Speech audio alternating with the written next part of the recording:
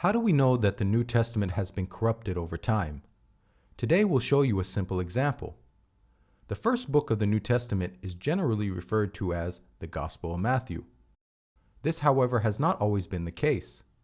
The earliest manuscript evidence of this gospel has no name or title given to it.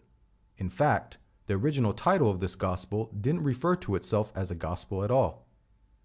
The real title of the Gospel of Matthew was actually the first line of the document, which when read says, "The Book of the Genealogy of Jesus Christ." That's it. No mention of it being a gospel, no mention of any Matthew being an author.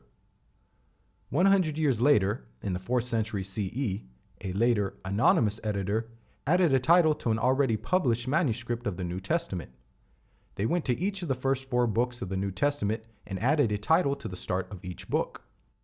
This is when the title, according to Matthew, is historically known to have been used in any published edition of the New Testament as a title for the first gospel.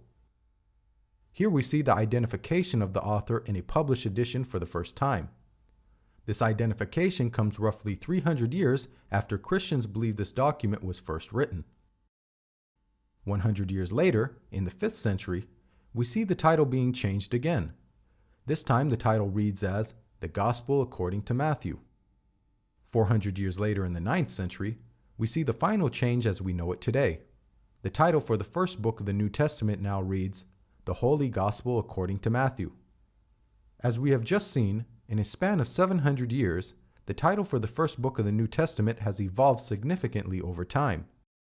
This table simplifies things quite a bit. It's gone from having no explicit title and no author to having an author, to then having both an author and being described as a gospel, to then finally being described as a holy gospel by a well-known author. And this is just the first line of the New Testament. Can you imagine how many more changes were made?